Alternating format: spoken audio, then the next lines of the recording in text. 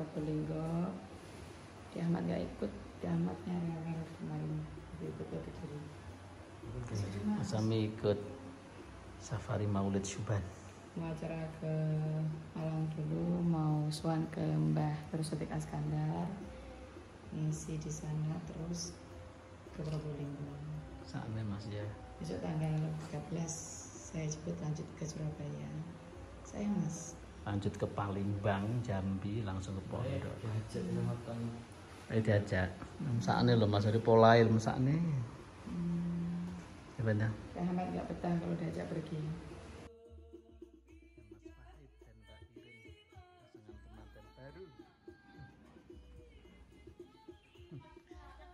Sampai nggak derek. Nggak derek. Ini kalau Mbak Irin apa? Buatan lama. Pokoknya lo benjing paling wasul. Di Jawa nggak enten deh sampai di soda. Napa tau bikin sudah? Nggak usah. Iya nangis. Salim Mas Salmi, salim. Duh, teman dari salim abal ya. Okay. Dalam buatan.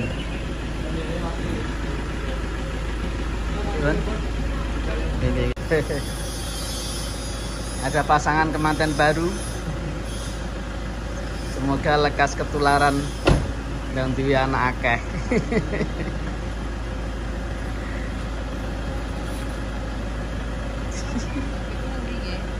Ya Mas Sami gak masuk male le.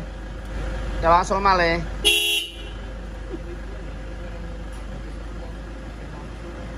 Kalau lama kita tanggal piro loh niki? Temuriko berapa hari? Oh, tempat suruhan nggih. Suruhan sehari. Sampai tanggal berapa toh ning Probolinggo? Dan? Lah nggih, maksud tanggal piro to, Mi? 14 kan? Berapa? 14 13. Oh iya, tidak lama ya. Ibon. Moga-moga hati-hati. Masanya pakai sabuk pengaman nih, Mas. Ini tak cepat ini. Oh, di Ahmad ki ndak pola ngoten dijak lho, Le. Semua orang mengakui semua orang ki. Semua orang mengakui Cah Ahmad super aktif. Pun nggih, moga-moga. Assalamualaikum warahmatullahi. Oke.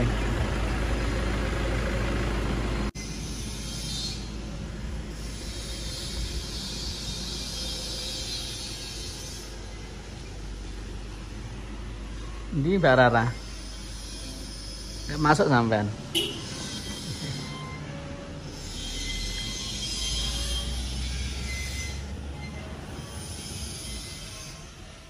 Amin. Sebenarnya mboten longso wonge, Man. Tidak longso mboten. Sing longso mulai mau. Sore. Sofi nih yang balik kemana? Orang nanya siapa ya?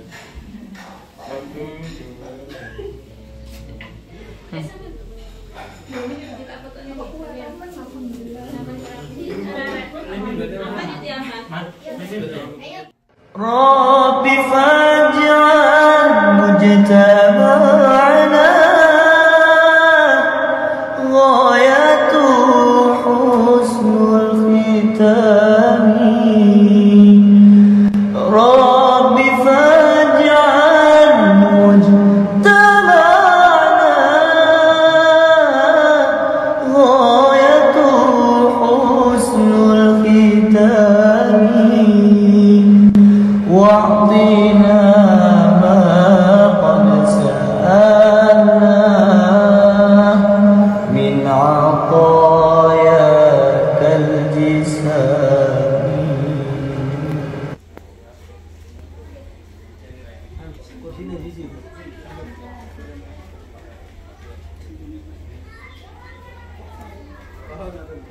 Para kiai yang saya hormati, Bapak Ibu sekalian, para member dari Masjid Nahdlatul Ulama yang saya hormati, para santri, para pemirsa yang saya banggakan. Puji syukur alhamdulillah pada malam hari ini kita bisa mengawali kegiatan dalam mengisi bulan Rabiul Awal atau sering disebut bulan Maulud, bulan di mana Rasulullah Muhammad SAW dilahirkan. Kegiatan Maulid, rangkaian Maulid yang kita selenggarakan, dan alhamdulillah Gus Azmi atau saya biasa memanggil Azmi Askandar ini yang kebetulan masih cucu bisa rawuh, bisa hadir, bisa datang bersama kita semua memastikan. Jadi ini sebetulnya ya kawan-kawan tidak bermaksud mensponsori, tetapi memang dalam setiap kegiatan kita berharap kita bersama-sama mengayu bagian yang kuyung bareng terhadap kegiatan-kegiatan yang dilakukan oleh rumah. Selamat datang di rumah sedekah di malam ini. Sebelumnya perkenalan terlebih dahulu ya. Saya akan memberikan biodata kepada hadirin sekalian. Beliau yaitu nama panjangnya Muhammad Ulul Azmi Askandar Al-Abusor. Lahir di Probolinggo 23 April. Lahir di Blitar. Oh, lahir di Blitar. Saya lihat di searching di YouTube atau di YouTube sebelum berarti lahirnya di Blitar. Oke, lahir di Blitar, tanggal pasang orang tua yaitu dari abahnya Ahmad Ulul Abusor Isomuddin dan juga uminya Laila Syadili Askandar, dan memiliki 3 saudara yaitu Naufal Abusor, yang kedua yaitu Rara Syadili Abusor, dan yang ketiga Ahmad Abusor. Iya, betul. Oke, langsung saja Gus Azmi, dari pagi nih sampai di tempat ini Balang, aktivitasnya ngapain aja hari ini? Sebenarnya kalau hari ini tuh gak ada kegiatan sama sekali. Tadi cuma kemarin yang banyak banget kegiatan, kayak misalnya acara di Kediri, Surabaya juga kemarin itu, Mojokerto sama Jombang kemarin. Terus sebenarnya ini tadi tuh istirahat sebentar sampai siang tadi baru siap-siap prepare. Insyaallah ini nanti habis dari malam ini mau ke Probolinggo. Sibuk banget berarti ya untuk hari ini. Nanti setelah acara podcast ini langsung pergi ke Probolinggo. Gus Azmi ini sebenarnya lagi liburan pondok atau gimana? Sebenarnya saya izin pulang. Yang pertama mau ngadirin acara hall sama bikin KTP sebenarnya. Oh, bikin KTP. Sekarang umurnya berarti 17? Ya, baru April kemarin. Oh, baru. Berarti kalau misalnya 17 tahun kelas 3. Kalau mondoknya itu sambil sekolah atau murni mondok saja? Sekolah juga, tapi sekolahnya homeschooling. Homeschooling. Di Jakarta gitu, di Astika 2 Tangerang. Kalau boleh tahu pengasuhnya siapa nih Astika itu? Kalau untuk pendirinya itu masih kakak juga dari saya, itu Haji Muhammad Iskandar, kakak daripada Mbah Musodik. Terus kalau untuk pengasuhnya sekarang yang untuk pondok kedua itu masih paman, gitu. Menantu daripada Haji Muhammad Iskandar. Jadi tidak besar gitu, Muhammad tidak besar. Selain kegiatan bersolawat, Gus Azmi ini aktivitasnya ngapain atau sukanya ngapain di selain bersolawat itu? Selain bersolawat ya. Kalau selawat kan kayak kegiatan. Sebenarnya saya juga ikut majlis gitu, juga hobi kan. Selain itu apa ya? Saya bingung. Saya suka baca-baca juga. Kalau misalnya sebelum mondok nih, sebelum mondok pertama kali kan di Nurul. Awal kali pertama mondok itu keinginan sendiri atau didorong dari kedua orang tua? Keinginan sendiri dan juga direalisasikan ya, disetujui oleh kedua orang tua. Untuk di Nurul Qadim itu atas ada siapa gitu kok tiba-tiba ke Nurul Qadim? Sebenarnya kalau di Nurul Qadim itu masih ada saudara juga di sana. Jadi adiknya saya nikah sama Busana gitu. Jadi masih bule atau tante sama saya. Itu kan saya masih kecil ya. Dulu saya pas masih sebelum lulus MI itu kalau lebaran itu pasti di Banyuwangi. Jadi kalau kumpul-kumpul Bani Askandar itu di Banyuwangi. Nah saya tuh senang main sama adik-adik gitu. Nah kebetulan adik saya yang paling dekat itu yang di Probolinggo itu. Jadi dulu mikirnya saya ya biar deket sama adik-adik, akhirnya mondok situ awalnya. Jadi awalnya karena seneng adik-adik di waktu halal, di waktu halal di halal lebaran itu. Bincang ringan bersama Gus Azmi pada malam hari ini. Oke, Gus Azmi, saya mau menanyakan pertama kali dengan mondok, kesan gimana tuh?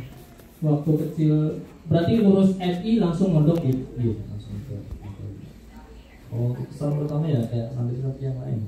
Awalnya sempat gak perasaan, gak betah gitu di pondok. Ya kan, karena orang tua, karena gak pernah bisa sama orang tua, akhirnya kangen pastinya. Terus ya makin lama nemu experience baru, terus nemu teman-teman baru juga, akhirnya betah. Terus akhirnya nemu tujuan mondok yang sebenarnya apa ya, menurut ini sebenarnya. Terus pernah nggak kejadian yang sampai sekarang membekas banget sebelum masuk ke majelis Subhanul Muslimin? Sebelum masuk berarti saya sebelum mondok. Oh, berarti pas masuk Subhanul Muslimin, ketika baru masuk pondok gitu? Iya. Bisa dijelaskan pertama kali masuk Subhanul Muslimin gimana? Pertama kali Subhanul Muslimin, jadi dulu itu saya emang udah senang sama Subhan. Kan saya juga sering ke Probolinggo, saya berobat di saya. Nah, terus dulu itu sebelum ada platform YouTube kayak sekarang, belum naik sekarang gitu. Dulu itu Subhan masih kayak album kaset-kaset gitu. Nah, saya itu sering dikasih gitu. Terus saya senang, oh ini soalnya kan bagus gitu. Terus vokal-vokalnya juga bagus. Nah, setelah itu om saya juga mendoni Nurul Qadim, adiknya om saya itu. Terus dia juga termasuk musisi Subhanul Muslimin, jadi termasuk vokalis Subhanul Muslimin juga. Lalu saya diajak, ayo ikut. Nah, saya ikut tuh nanti pertama kali ikut Subhan. Jadi sebelum mondok malah itu masih kelas 5 SD kalau nggak salah. Masuk ke Subhan berarti kelas 5 SD udah masuk? Bukan masuk sih, cuma ikut-ikutan. Dan ketika masuk pondok dijadiin vokalis. Ya. Sebenarnya setelah acara di situ, Gus Hafid kiai saya, Khadimul Muslimin Muslimin, itu kan adik daripada kakak iparnya om saya. Terus bilang ke om saya kan gitu kan ruangnya. Azmi saya kontrak ya, bilang gitu. Nah, dari situ kan cuma bercanda awalnya. Terus pas masuk, akhirnya saya diajak khusus juga, masuk pondok. Berapa bulan gitu, habis masuk pondok langsung bisa masuk juga. Sebelumnya langsung dijadikan vokalis inti atau? Enggak, dulu saya cuma masih backing, bahkan saya kan masih belum panggung banget dulu. Jadi akhirnya ya enggak langsung jadi vokalis inti. Ternyata ketika jadi vokalis inti malah Subhanul Muslimin jadi terkenal banget. Berarti berkahnya sholawat lah intinya mungkin. Nah, terus pernah nggak sih kejadian kurang mengenakan ketika di panggung, ketika tampil di Subhanul Muslimin itu? Ya ada. Contohnya? Oh, nggak enak kalau saya di sini. Ya nggak apa-apa. Ya, pasti kurang enak. Ya, entah itu dari segi teman-temannya atau dari kalau teman-teman, alhamdulillah aman saya sampai sekarang. Sebenarnya ya namanya orang kalau sudah dikenal orang kan dan dibukti pasti ada yang nggak seneng gitu kan. Kita nggak bisa membuat orang semua ridho sama kita, nggak bisa membuat semua orang itu cinta sama kita kan. Nah, itu acara di mana ya kalau nggak salah di saya lupa, pokoknya di Jabodetabek, itu waktu itu kan jemaah banyak. Mungkin ada orang yang nggak senang sama saya gitu. Terus kayak ngelemparin aku gitu ke saya, es batu kalau nggak salah. Waktu di panggung saya gitu, apa gitu. itu sebelum tahun berapa ya? Tahun berapa ya? Sebelum saya kena COVID, saya kan juga pernah kena COVID. Kalau di Indonesia masih tahu. Nah, sebelum itu malah sebelum. Nah, terus respon jenengan waktu ini Ya. karena yang nggak tahu jadi gini Iya, saya aja enggak. Masa mau dicari ke mas banyak gitu. Bahkan pas saya turun mau balik ke mobil itu kan saya jalan sama teman saya di belakang saya. Nah, pas jalan itu tiba-tiba ada yang ngomong ke kepala saya gitu. Itu saya nggak tahu. Saya tahunya pas udah nyampe di mobil terus ditanya, "Nih, kamu nggak apa-apa?" "Nggak apa-apa, kenapa nih?" "Enggak, tadi dia ceritain gini." Kita malah ditindak banser itu orang-orang itu. Maaf kan Gus, saya nanya itu kejadiannya setelah ada film Enggak, belum jauh ada film-film kontroversi itu. Gini cara bisa bagi waktu personal shooter ngaji sama hidupnya itu, jadi pas selawatan itu yang sering kan dulu keluar kota. Kalau cuma rutinan biasa gitu di pondok pas gak ada job keluar kota ya cuma malam Selasa sama malam Sabtu, jadi masih kegiatan biasa di pondok. Kalau pas ada job di luar atau luar negeri atau dia keluar kota gitu, jadi beliau selalu bawa kitab. Jadi anak-anak dikasih kitab yang dibuat ngaji, beliau yang berangkat gitu. Jadi gak cuma pergi-pergi doang, sama ngaji juga sama dia gitu. Berarti ngajinya ketika di perjalanan atau ketika ada job bisa tetap ngaji nih. Terus suka dukanya ketika sudah masuk dunia entertainment itu seperti apa? Ya kalau senangnya itu nih bisa berwawasan lagi, terus bisa kenal sama orang alim gitu, sama saya hamba itu suatu kebahagiaan tersendiri bagi saya. Kalau bukannya yang saya takutin, saya masuk ke dunia entertainment ini tapi belum punya apa, jadi masih kurang ilmu, kurang materi juga, jadi itu yang saya takutin. Ya kemudian kedepannya saya bisa nimbang. Kalau tanggapan orang tua sendiri ya dengan masuk ke dunia entertainment? Jadi mendukung selama itu nggak nyimpang syariat, mendukung. Yang penting personal itu terus ngaji gitu. Ini di ACDK-nya lagi ngapalin juga nih? Oke. Berarti harus benar-benar menjaga nih. Mungkin Gus Sodik ada tambahan pertanyaan dari Jenang untuk bisa sini.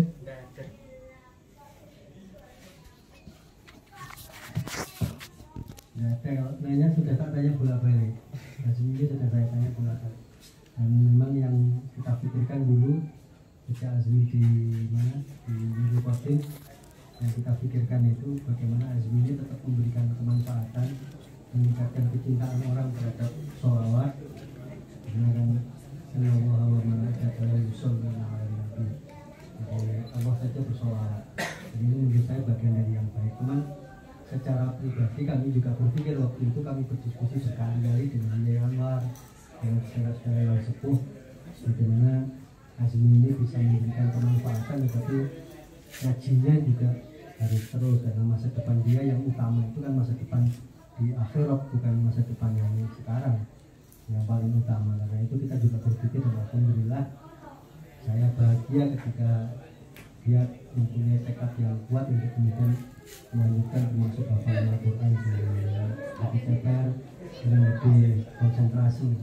Tentu saya selaku sesepuhnya mbahnya ini berharap doa dari para pemirsa, moga-moga cucu saya ini juga tetap bisa berjuang meningkatkan kecintaan kepada Rasulullah, tetapi di sisi lain secara keilmuan dia juga bertambah, ibadahnya juga makin baik.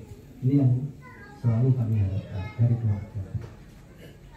Gus, barangkali kedua, jadi setelah bapak saya dari tahun 37 sampai 67, dan kemudian setelah itu 67 sampai beliau wafat, ya dia Hasan Sadili ini menjadi pengasuh pondok pesantren yang kedua. Sekarang memasuki pengasuh pesantren yang ketiga. Dan biasa di kami walaupun terpisah-pisah, kami ini tetap berkomunikasi, tetap berdiskusi bagaimana baiknya terhadap seluruh zuriyah Bani Askandar. Kita ingin zuriyah Bani Askandar semuanya tidak boleh lepas dari ideologi Ahlussunnah wal Jamaah dan tetap berjuang mengabdi di Nahdlatul Ulama. Oke, lanjut ya, kita bincang-bincang bersama Gus Azmi. Gus, di dalam kesibukannya itu pasti banyak sekali godaan. Nah, dengan cara menjaga hafalan ketika ada di luar atau acara itu seperti apa? Umi saya sendiri itu menerapkan metode apa ya? Walaupun dia saya nakal saya belum bisa nerapin itu istiqomah gitu. Umi biasanya ngarahin saya kalau sholat fardu itu jelas minimal seperempat itu 5 lembar gitu. Kalau bisa setengah juz biasanya gitu. Biar ada tak biasa gitu kan, kalau kita bacanya udah sering, akhirnya terbiasa jadi lancar. Kalau dari pondok pesantrennya tersendiri dari Asyidikiah itu ada metode-metode apa? Ya kalau metodenya Asyidikiah 2 itu ada 2 waktu setor, sekarang ditambah lagi. Jadi habis subuh itu setor hafalan baru, setelah asar ngulang. Jadi yang udah disetorkan itu seperempat kata gitu, 5 lembar disetorkan ke ustadznya itu benar-benar dibeli. Habis maghrib kita nambah hafalan baru gitu. Ketika ini ada job di luar dari pengurus Asyidikiah sendiri itu mengizinkan atau ada syarat-syaratnya? Ya, karena kebetulan pengasuhnya orang saya sendiri. ya kalau izin akhirnya jadi jalur yang istimewa lah istilahnya, jadi boleh izin. Tapi nggak banyak izin kan? Enggak, ini bentar lagi juga saya Balik. Kapan ya rencana balik? Insyaallah Muslim Probolinggo ini tanggal 14. Kalau misalnya sosial media seperti itu aktif, ada manajemennya atau seperti ini? Ada manajemen, biasanya yang mengelola semuanya Umi, tapi ada juga dari manajemen sendiri biasanya mengelola yang berkaitan sama sosial media. Dan di situs Durar karya Habib Ali bin Muhammad Al-Habsyi, sholatan ada yang saya bikin, sholatan yang tasilu biha ruhul sholli alaihi bi. Jadi sholawat itu adalah perantara yang perantara yang mengantarkan ikatan ruh sholawat pembacanya kepada Nabi Muhammad. Jadi orang yang udah sholawat, kalau udah sholawatnya pakai hati, terus bukan hanya bisa cinta sama kanjeng Nabi tapi dicintai sama Rasulullah. Nah, di situ kita bakal dapat nikmat yang gak bisa kita rasain di mana pun kecuali di surga. Jadi begitu. Jangan lupa memperbanyak sholawat, apalagi sekarang di bulan Maulid. Sholawat Allah. Oke teman-teman, semoga dengan pesan-pesan dari Gus Azmi ini kita semua bersalawat dan mendapatkan syafaat dari Rasulullah SAW. Oke pemirsa dimanapun kalian berada, akhirnya di ujung acara ini telah selesai podcast dan bincang-bincang khusus bersama Gus Azmi menyambut bulan kelahiran Rasulullah SAW.